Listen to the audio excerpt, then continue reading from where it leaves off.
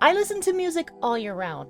In fact, there's almost never a day that goes by where I'm not playing something to mellow out to, or to have on in the background while I'm working. And of course, when October rolls around, I like to change up my regular playlist for songs that bring me closer to the Halloween spirit. So I just want to take a moment to appreciate the plethora of spooky tunes that we have to listen to. Now, there is so much music that can be considered Halloween appropriate, much more than I can possibly mention in this video, so I'm only sticking to a few that come to mind. I'm also grouping these songs into 5 separate categories to keep things concise. Let's start with the campy Halloween songs.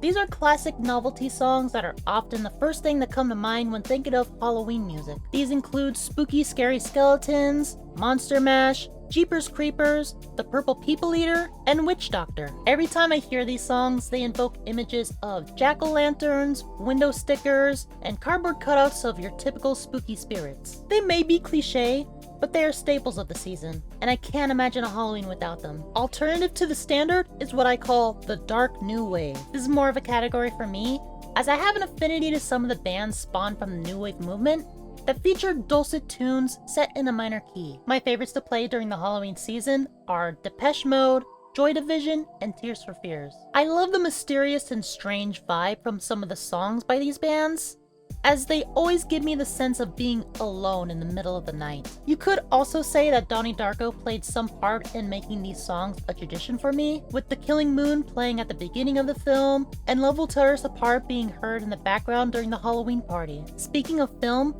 visual media often does impact what we associate with the season. There are many horror movies and shows that feature both original and borrowed music to fit within the world of what we view. There's of course the Nightmare Before Christmas soundtrack, the Addams Family theme song, and Ghostbusters. In terms of borrowed music, one song that really fits well within the season is I Put a Spell on You, which is masterfully covered in Hocus Pocus. A strange musical choice was Deo, utilizing Beetlejuice. But the most prevalent contemporary example has to be the use of songs in Stranger Things. Running Up That Hill is now a staple that I hear every October. And of course you can't go wrong with Master of Puppets. While these songs may not convey the Halloween season on their own, our association with them in these films and TV shows make them the perfect music to play all month long. Sometimes a piece of horror media can be so influential that they inspire unique pieces of music. These songs often retell, or at least take place in the world that they're based on. Some that come to mind are Pet Sematary by the Ramones, Twilight Zone by Golden Earring, Eyes Without a Face by Billy Idol, and Nightmare on My Street by DJ Jazzy Jeff and the Fresh Prince. There are also some bands with a good number of songs inspired by horror media. Bands like Rob Zombie, The Misfits, and Ice Nine Kills all remind us of the horror films and shows that make Halloween so much fun. The last way I categorize